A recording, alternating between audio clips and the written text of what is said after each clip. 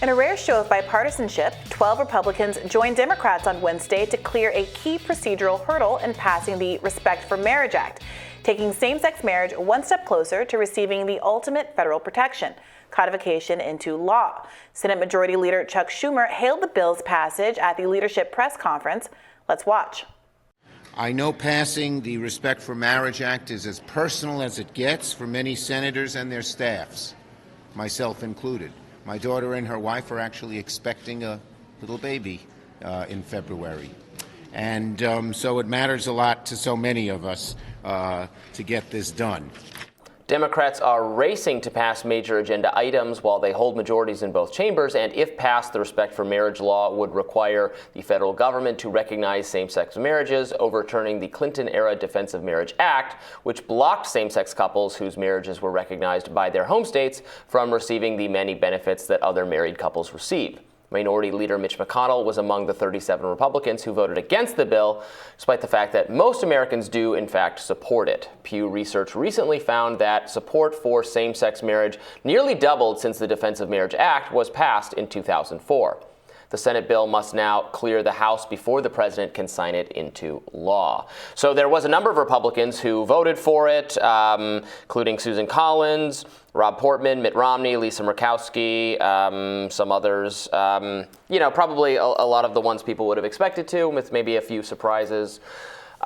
This has basically come about because of the dissent that Clarence Thomas had in a recent Supreme Court decision, which suggested that, if Clarence Thomas ruled the world, he would think that the Obergefell decision. Mm-hmm. All of the privacy cases. Right. This was in Dobbs, so yes. He implied that he doesn't think that the privacy justification was good for abortion, or a number right. of other cases, including same-sex marriage, potentially interracial marriage, and the Whereas like.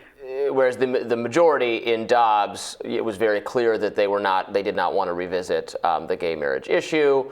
So it's an open question how much of gay marriage is actually imperiled. I would say not very much, but I support it, obviously. I mean, do you really think that the 12 people who crossed the aisle to vote for this, the 12 Republicans, were thinking about this in those kinds of defensive terms? Like, it's good for Republicans, the way that Trump has said that, Dobbs is going to hurt us on the back end. But this is a defensive posture saying, okay, let's contain the fallout from Dobbs so we don't have to keep running on. Probably, I think most of them probably also just support gay marriage, which is, well in keeping with the vast majority of the population does, and a significant number of Republicans. But that's the thing. The majority of the population also supports, and I know it depends on how you phrase it, but maintaining Roe, like mm-hmm. the right to choose, even if they don't personally choose I don't that think, for themselves. Even among social conservatives, my understanding from having conversations with them back when gay marriage wasn't quite as popular, was that abortion was much more important to them. I mean, if you think about it from a social conservative standpoint, if you think that abortion is murder, whereas gay marriage is just kind of a lifestyle you don't approve of, it's obviously a more important thing. They consider it to be a sin. The problem with murder is that it's a sin. The problem with gay marriage in their eyes is that it's a sin. I'm not trying to argue aggressively. I'm just trying to figure this out, because either it is that these 12 people are making a strategic decision, these 12 people are genuinely for gay marriage, like the most of the country. But if so, isn't there a conversation to be had about why it was only 12? What do you mean?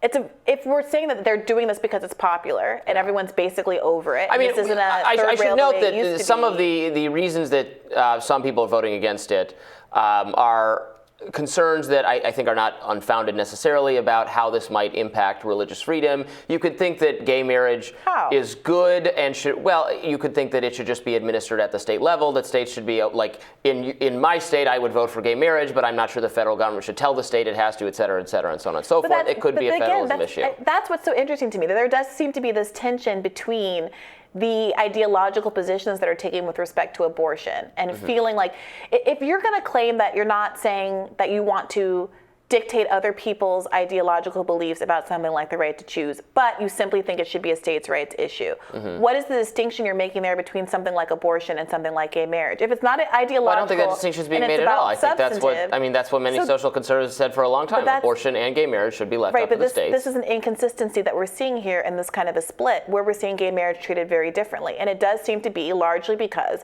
public opinion has swung so widely in favor of gay marriage that you seem absurd at this point to not be supportive of it.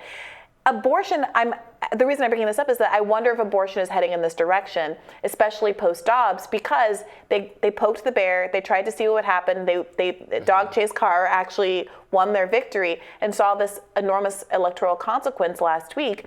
I wonder if the next time we see votes coming down the pike like this about abortion rights, you do see more aisle crossing. There's also a difference in the part of the issue here is recognizing states recognizing what is, in a sense, a contract, a marriage contract in another state gets into an area where you could argue the federal government has more right to kind of regulate that Ohio has to recognize contracts based in Texas or whatever, the marriage. Like that's the interstate commerce being regulated by the federal government. Is that there's a reason for the federal government to intrude there and say, no, this is the way it has to be. And not national health care systems, there are these Republicans in some of these states that were trying to criminalize people leaving their state to get an abortion in another state, which is going to implicate the Commerce Clause in similar ways. I'm not trying to take a strong position I'm just giving you the here. argument that I hear in Republican circles for why you might vote against this, even if you support gay marriage, or obviously you would vote against it if you don't support gay marriage, but why some people think it was not the right thing or that's the reason they're giving. They don't think it was the right thing for the federal government necessarily to intrude, which is something that appeals to me often because I don't like the federal government very much. I don't like state governments that much either. But well, look, this is an unequivocally, I think, good news story for the left, and it is nice occasionally to see this kind of bipartisan support for things that should be no-brainers. It just begs the question a little bit. If polls are so overwhelmingly in favor of any number of other things, including non-social issues like raising the minimum wage, which again was popular in many red states on various ballots last week during midterms, then why is it that we can't have this kind of aisle crossing and other kinds of I do know. I'll take the win. I do know. I know lots of people who are pro-life and pro-gay marriage. Like that would seem among people who are pro-life and live in D.C. in Republican circles. Most of them do support gay marriage. More Rising after this.